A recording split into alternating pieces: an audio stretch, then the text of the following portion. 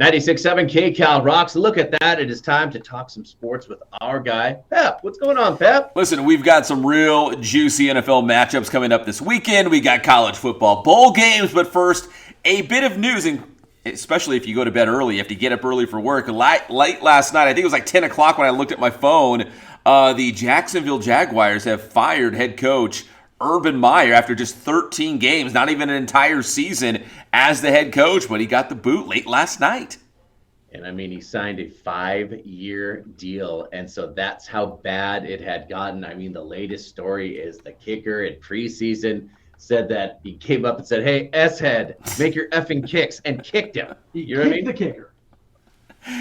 Oh, kickers are sensitive anyways. But yeah, I mean, that story was just the tip of the iceberg. There was story after story after story, and him hanging out in bars and places he probably shouldn't be. I mean, the list just goes on and on and on, and I think finally enough was enough. And it wasn't even like this was a team that was 10-3 and doing great. This was a really bad football team with a lot of drama behind the scenes, and the Jaguars just said enough is enough. They got to go in a different direction, so they are. I think this really shows the protection that these college football coaches have. Well, it kind of like you saw the extreme edges of the Jacksonville Jaguars, who were having all kinds of issues with Urban Meyer, not getting along with players, not getting along with coaches, terrible record, bad season. But then you have the same thing happening over in Detroit as far as a bad season, terrible record going on. But all those players and coaches seem to love Dan Campbell. Yeah. Yeah, and that's the difference. Right? He's drama-free. The players actually like their coach. They're not winning yet, but you know what I mean? There's no issues. Like, there's no drama there. No, he's not kicking his kicker. No. Or hanging out in the chop house. No. Maybe Urban Meyer was going up to him and be like, "Hey, here's how you kick the football." And he was demonstrating maybe. I don't know. I'm not trying to defend him. I'm just saying. Sounds like a peewee coach from the 60s or the 70s. Right? It sounds like it was almost a Bill O'Brien, J.J. Watt exchange where Herbs almost got beat up by a kicker. This kicker is about to give Herbs the business. Guys, let's turn our attention to some of the big games coming up in the NFL this weekend. In fact, it starts tonight. Big time Thursday night football game. If you are a Chargers fan, this is going to feel like a huge one because the Chargers are at 8-5. The Kansas City Chiefs are at 9-4. If the Chargers can knock off Kansas City, they would move into a first-place tie. So really, what's still on the table for the Chargers is still a division championship and maybe a number one seed in the AFC playoffs. If they beat Kansas City tonight, it'll feel a lot different. If they lose, they still feel like a playoff team, but division title, home field advantage, all those things might be out the window. That's how big tonight's game is against KC. I feel like Kansas City is going to pull this off somehow, some way. I think I'm getting persuaded by their defense playing better. I mean, Kansas City has, they started off very disappointing looking. I think everybody thought maybe they were dead this year. They seem to have resurrected it, got it back around. They're looking like the old KC. But if somehow the Chargers can pull this off, I think the next 2 weeks they play like the Texans and then the Broncos. So it's like they could be cruising to a pretty good record here towards the end of the year. Huge win it would be. Yeah, I mean, not trying to be overly dramatic, but a lot hinges on this game. If Kansas City wins, the Chiefs will probably run away with the division title, be in the mix for the number one seed in the AFC. But if the Chargers win, they could be in, that same boat. They could also be in the hunt for all those different things like Kansas City. So this is a very important game, maybe more so for the Chargers, but a very important game on Thursday Night Football. So it should be a good one tonight. And then I also want to say we got Saturday football. Did you guys see that? We got a couple Saturday games on the NFL schedule, including Raiders versus Browns. And guys, this is a playoff game. Like, if you want the playoffs right now in the month of December, this is a playoff game between the Raiders and the Browns. I think the loser will probably not have any chance of getting in the playoffs, and the winner will still be right there on the bubble to get in. I am so pumped about Saturday football. I love it. I'm going to go ahead and say the Browns, who are number 2 in the North, are going to be probably pulling this one away from the number 4 in the West Raiders. So I'm just going to go ahead and say that. Sorry, Raider fans, you can hate me. Okay. Yeah, the Raiders are fading fast. For them to hold on to a chance, mathematically a chance to, still stay in that playoff hunt, they really need this one.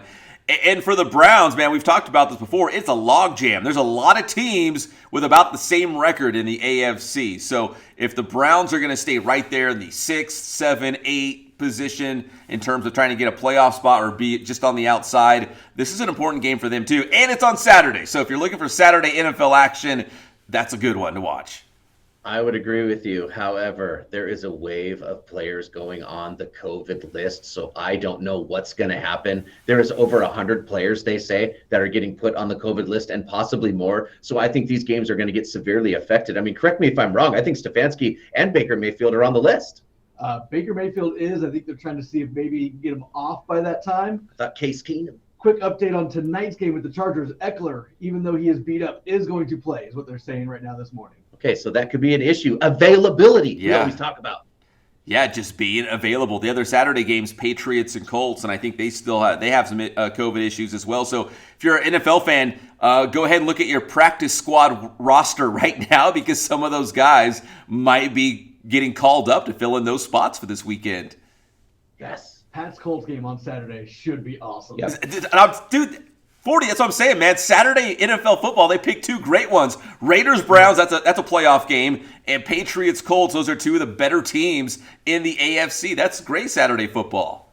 And you could cap off your Saturday with a nice train wreck, the Jake Paul Tyron Woodley fight at night as well. There you go. Dude, wall to wall. Wall to wall, great sports action. Yeah. All right, guys, college football. Here's this. Tell me who is playing in the Bahamas Bowl tonight. Don't look. Yeah.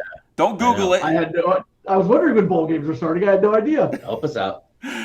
It's the good old-fashioned matchup of Middle Tennessee and Toledo. They will kick things off in the Bahamas Bowl today. We actually have two bowl games, the Bahamas Bowl and the Cure Bowl, which will be Northern Illinois and Coastal Carolina. If that doesn't tickle your fancy, on Saturday we got the Jimmy Kimmel LA Bowl.